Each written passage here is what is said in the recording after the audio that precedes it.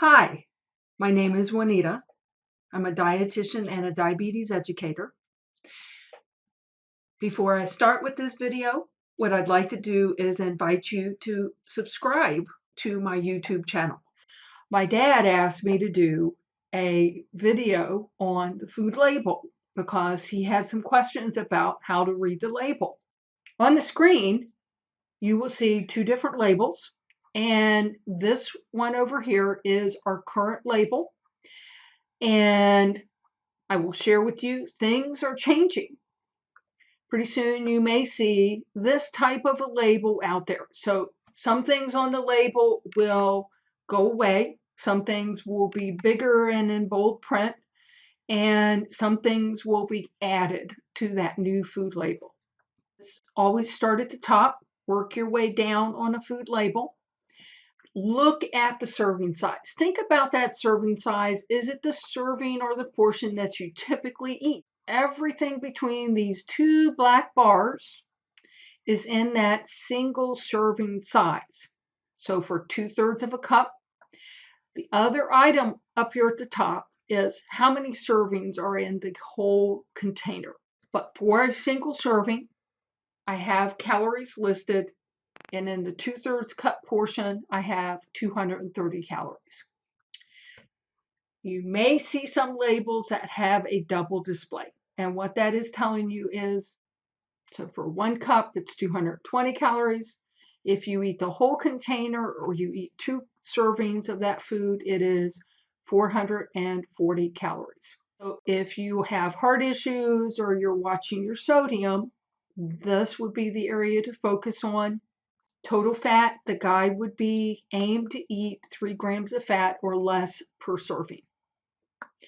If you're going to eat this food and I look down below the total fat, you see this indentation. As part of the total fat, I have some saturated or solid fat, and the trans fat is also listed. The recommendation for saturated type fat is go with 1 gram or less per serving. Trans fat is a solid kind of fat. Companies have chemically changed a liquid type of fat and changed it into a solid type fat. These two fats do affect your heart. The recommendation is don't eat any trans fat. Now, you're looking at this number here, it's 0. You think, oh, 0 is great. I'm going to tell you 0 may not mean 0. Is look at the ingredient list.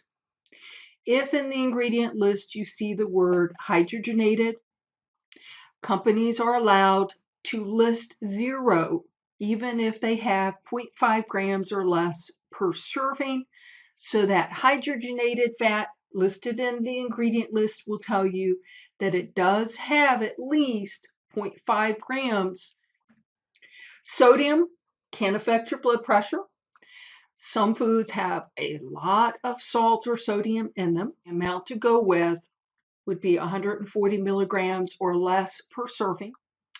There's a new addition to the label. It's added sugars. It's tucked in underneath total sugars.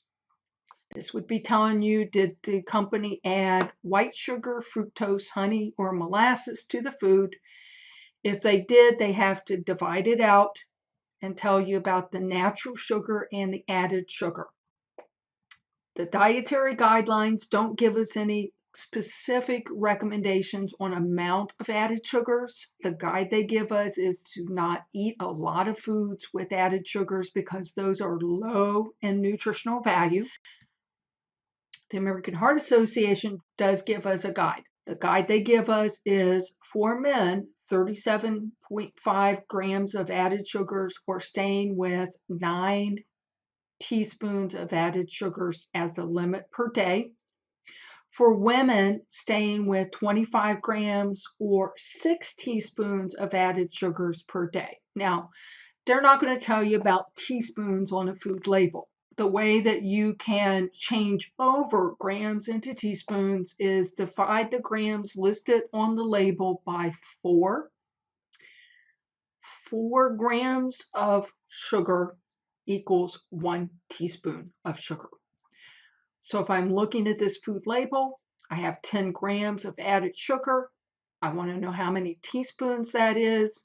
Divide that by 4. I have 2 teaspoons of added sugars. There are some foods that it is good to focus on getting enough of those items in your diet. Those would be vitamin D, potassium, calcium, and iron. The other thing listed on the label to get enough of is dietary fiber. Most people do not eat enough fiber. Most people only eat about 10 to 15 grams of fiber per day. What is recommended is 25 to 35 grams per day. The way you can get that in your meal plan is when you're looking at a food label, aim to get 3 to 5 grams of fiber per serving when you're choosing your foods. So that in a nutshell is the food label.